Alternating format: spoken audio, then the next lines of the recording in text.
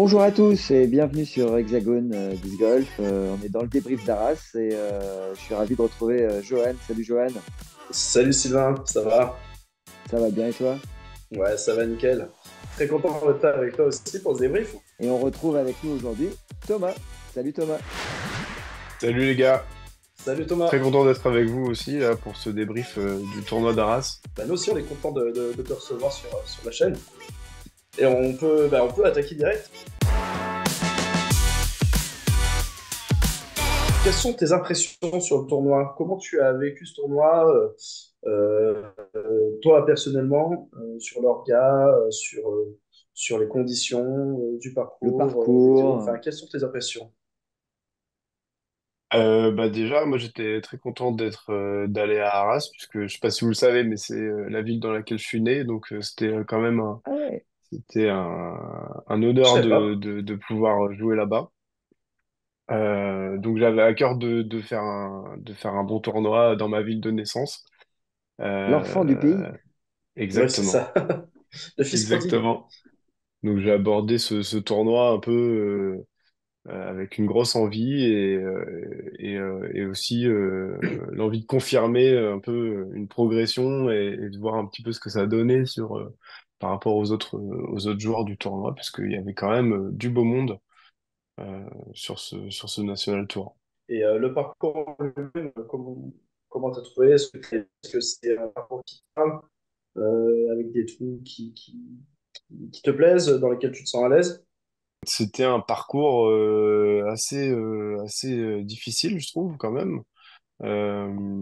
Alors pas forcément en termes de distance, bien qu'il y ait quelques trous où il fallait quand même allonger un petit peu, mais surtout un parcours technique dans les bois. Et moi, c'est le genre de parcours sur lesquels j'aime me challenger et sur lesquels je peux aussi un peu sortir mon épingle du jeu.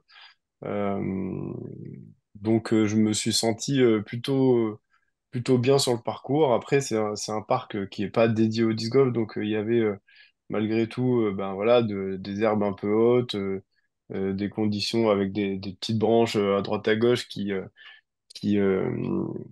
bah, qui venaient un peu casser des lignes parfois. Mais au-delà de ça, c'était quand même un parcours assez agréable à jouer avec quelques trous euh, très challengeants et des trous dont je me souviens. En fait, c'est marrant de se rappeler d'un parcours et il y a tout de suite, je sais pas si ça vous fait pareil à vous, mais il y a tout de suite deux, trois trous qui vous viennent en tête. Euh, donc, euh, donc, oui, c'est un parcours qui m'a plu, qui était plutôt bien designé et sur lequel j'ai pris du plaisir à jouer. Et du coup Tom, bah, on va revenir un peu plus précisément sur le coverage, hein, la petite vidéo de cette finale. Alors groupe leader, finale, avec des gars quand même qu'on voit un peu. Tu commences à un peu à avoir l'habitude des finales ou quoi là?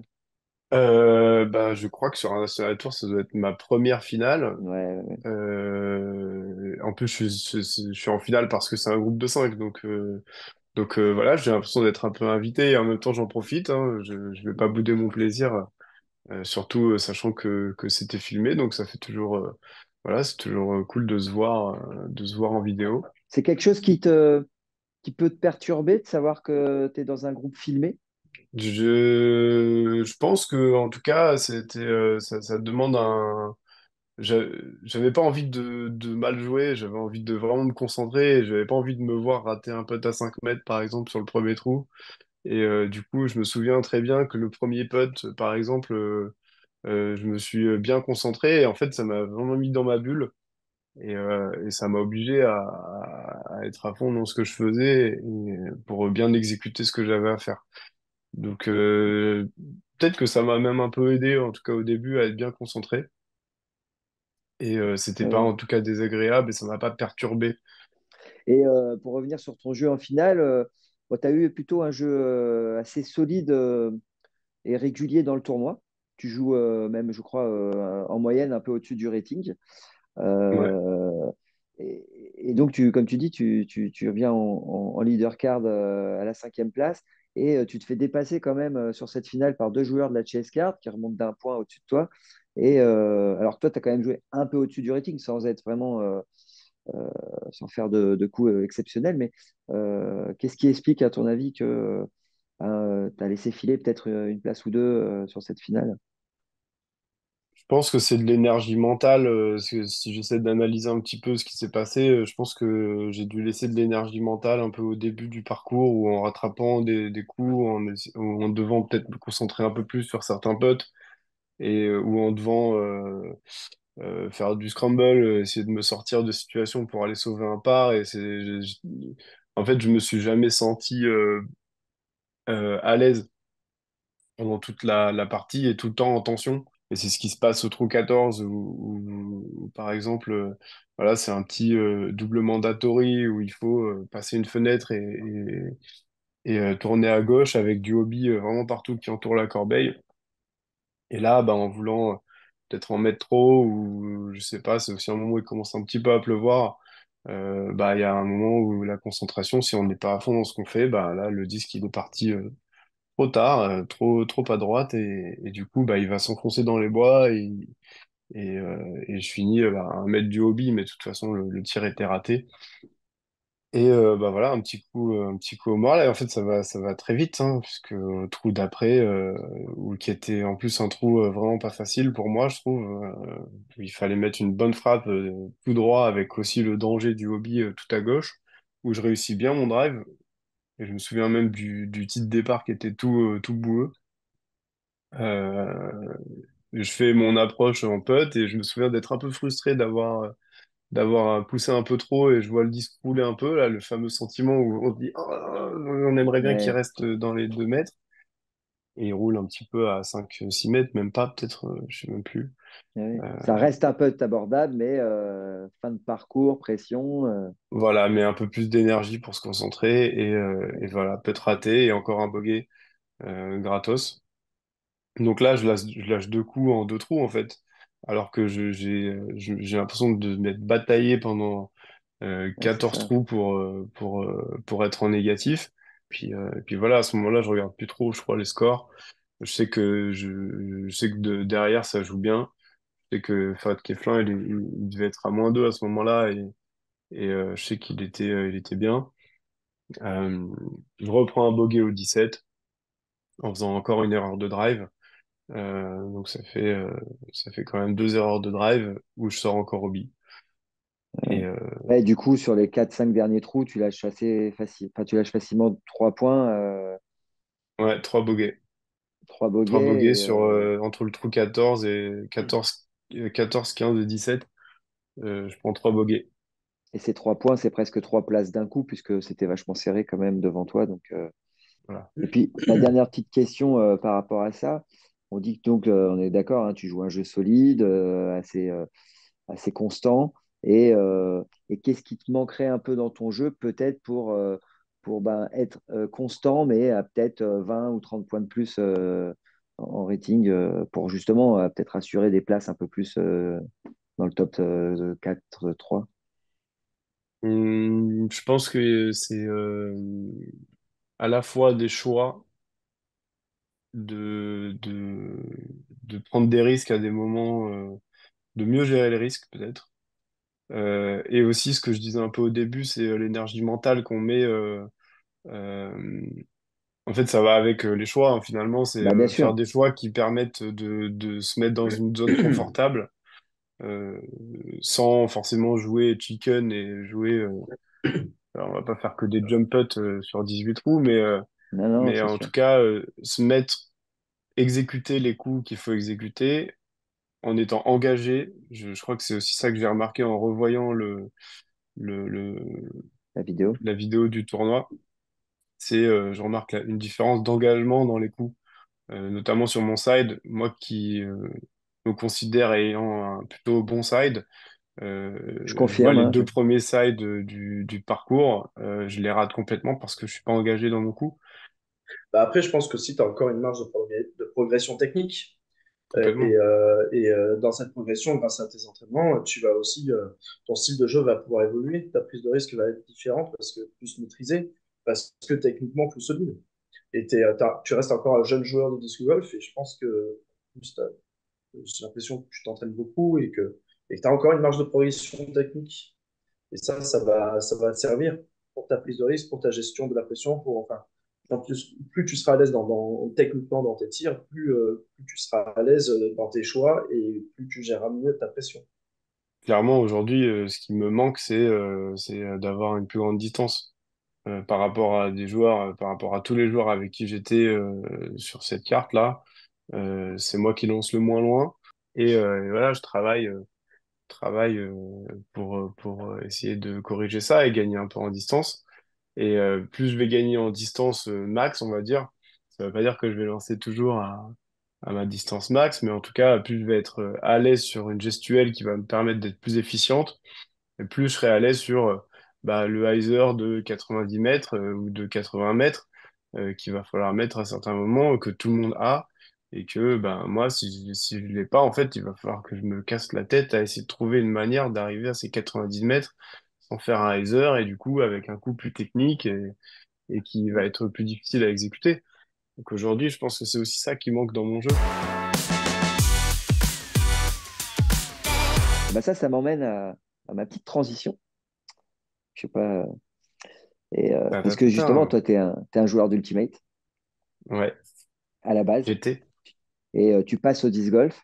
Alors, c'est la transition, c'est facile, c'est pas facile, c'est naturel, tu l'as vécu comment? Bah, moi, ça s'est fait complètement en douceur, hein, parce que quand ouais, j'ai découvert le disc golf, ça devait être à Jabine avec des potes de Disno, avec Zouz, Goen. On allait à Jablin et on savait rien faire, en fait. Donc, on prenait des plus 25 ou même plus que ça. Parce que moi, je suis pas un joueur d'Ultimate. J'ai jamais joué à l'Ultimate. Enfin, j'ai déjà essayé une fois. Voilà. Et du coup, je me demande, est-ce que quand on débute le disque golf avec un passif d'Ultimate, on a des facilités que quelqu'un qui n'a pas fait d'Ultimate a? Complètement. Je pense que ça a été un gros avantage sur plein d'aspects, sur plein d'aspects. Et je pense que tous les bons joueurs d'Ultimate que je connais, en tout cas, qui se sont mis au disc golf, très rapidement, bah, déjà, ils savent lancer un disque.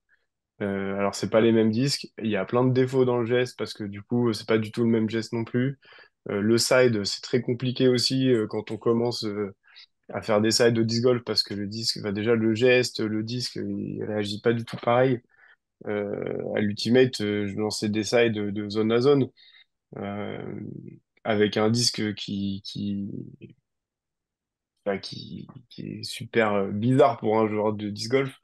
Ouais, On se verrait je pas le confirme. lancer de zone à zone. Bah oui. Donc voilà, c'est aussi réapprendre complètement un geste, mais ça reste lancer un frisbee, voir un frisbee voler. Ça reste aussi voilà, le coup de poignet, la rotation qu'on met dans le disque, voilà, ça se transmet aussi pareil à l'ultimate. Je sais pas ce que t'en penses, Chevreuil. Mais une fois qu'on a réussi à passer ce coup de plus lancer nose up, mais plus lancer vers le haut, parce qu'un disque d'ultimate, on va le lancer vers le haut Mm. pour lui faire de la distance, et un peu nose up. Et une fois qu'on a compris un peu le concept du vol du disque de disc golf, ouais, c'est un avantage. Et c'est aussi un avantage surtout, je trouve, dans le scramble, ce dont on parlait tout Mm. à l'heure, et c'est dans la partie du jeu dans laquelle Même je les me coups sens à d'approche en l'aise. général, hein. Ouais, et les coups Ouais, d'approche, ouais. tu fais une passe en fait. Tu fais une passe à ta zone, Souvent, à la c'est zone ça. que tu vises. Mm. Ouais. Puis Ok. après, il y a le côté aussi dépassement de soi. Euh, voilà, le sport. En fait, quand on a pratiqué un sport à haut niveau, on sait ce qu'il faut faire pour atteindre ce niveau-là, en fait. Ça veut pas dire qu'on Ouais, va bien y sûr. arriver, mais en tout cas, on sait ce que ça coûte Mm.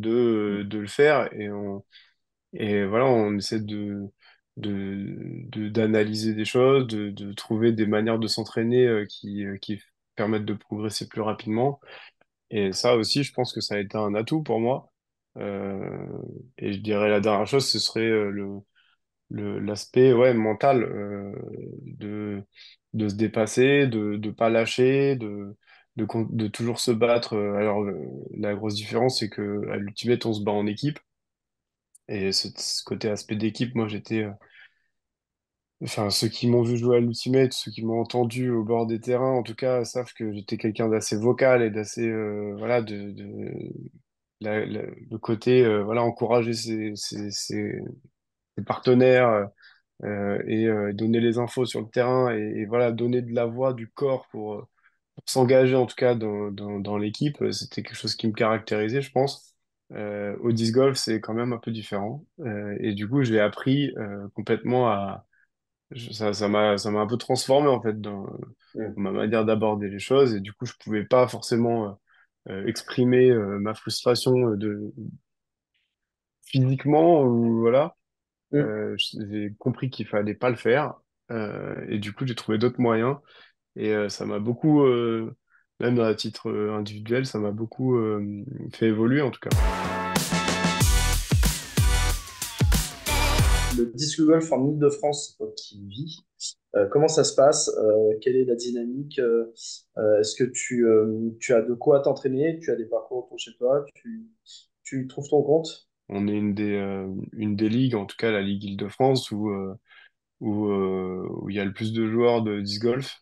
En tout cas, où il y a une densité de joueurs de bon niveau quand qu'on a un Regional Tour pendant l'hiver qui se passe en 6 manches cette année. Euh, et et j'ai envie de dire que le top 10 dans chaque manche du Regional Tour, il est assez costaud déjà. On n'a que des joueurs à plus de 910, 920 de rating, ce qui est pas non plus.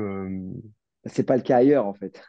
Voilà, c'est Ben, une densité quand exactement. même qui est Mm. assez importante et du coup, on a quand même des conditions de tournoi où, ben voilà, franchement, moi, même quand je fais un top 5 déjà, je suis content en fait parce qu'on a des gars comme ben, Mehdi qui vient gagner quasiment tous les Regional Tours en Île-de-France. Et s'il vient, c'est pas pour rien, hein, c'est parce qu'il y trouve de la concurrence, il y trouve de la compétition et ça le tire vers le haut. Et ça nous tire tous vers le haut Bien d'ailleurs. sûr. Et là où c'est un peu paradoxal, c'est que bah, on est un peu en. Alors je parle plus pour moi parce que du coup, moi j'habite du côté de Cergy, donc plutôt dans l'ouest parisien. On a zéro parcours, nous, autour de chez nous. Le parcours le plus proche, il faut faire Ouais. 1 heure de route. Et tu parlais de la manière de m'entraîner. Est-ce que j'ai un parcours Mhm. autour de chez moi ou pas? Ben non, faut savoir que nous, tous les dimanches, voilà, on est avec les gars de la Vibe et puis on prend notre corbeille et on fait 18 trous tous les dimanches matin à 8h30 sur nos parcours qu'on a dessinés là autour de Cergy. Donc, ça, je voulais juste faire quand même une grosse dédicace pour l'équipe de Disc Golf Vibration parce que je pense que des clubs comme ça qui s'entraînent tous les dimanches matins et vraiment tous les dimanches matins Mm. Ouais, il n'y en a pas beaucoup. Ouais. et qui portent la corbeille tous les dimanches matins pour 18 trous. Et ça s'entendait hein, dans la vidéo. Je sais pas si tu t'en souviens. Toi, bah, Ouais, tu ouais. as dû l'entendre hein, pendant que tu jouais. Nous, on l'a commenté hein, à Arras. On entendait hein, les copains qui t'encouragent, qui sont derrière. Ça, c'est important aussi d'avoir cette émulation, de se sentir comme ça un peu porté par les autres. C'est hyper important. Euh, voilà, moi je joue toujours avec mon maillot de la Vibe et j'essaie de représenter la Vibe partout où je vais. Donc c'est hyper important d'avoir aussi ce côté-là, famille et reconnaissance des potes qui viennent et qui te soutiennent. Moi, ça me porte et ça me rappelle aussi les sensations que je peux avoir à l'Ultimate. Donc, je joue tous les dimanches avec des anciens joueurs d'Ultimate, de la Vibe, et puis pas n'importe lesquels, quand même les légendes de Disc Golf Vibration, qui étaient tous anciens joueurs d'Ultimate Vibration, maintes et maintes fois champion de France. Donc, c'est aussi une mentalité quand je joue avec des gars comme Zeus, par exemple. Bah, qui est quand même juste 2 fois d'affilée champion de France en MA40, qui a un mental assez, assez bon et qui du coup me sert un peu d'exemple. Donc jouer enfin, tous les dimanches avec un gars comme lui, bah, ça me permet d'apprendre de ce gars-là. Et puis, c'est l'exemple parfait du joueur d'Ultimate qui a un peu explosé au disc golf et qui, du coup, euh, a été très bon assez rapidement. Et puis, en fait, il a réussi à transposer ce mental qu'il avait à l'Ultimate au disc golf. Eh ben, écoute, merci Thomas d'avoir été parmi nous pour ce débrief. C'était hyper intéressant. On a abordé plein de thèmes, plein de sujets, c'est trop cool. Merci à vous pour l'accueil. C'était vraiment un chouette moment. Avec plaisir. Ouais. Avec Un bon plaisir. moment de partage. Merci les gars. Ouais, merci à tous et à très bientôt sur Hexagone. Allez, ciao, ciao.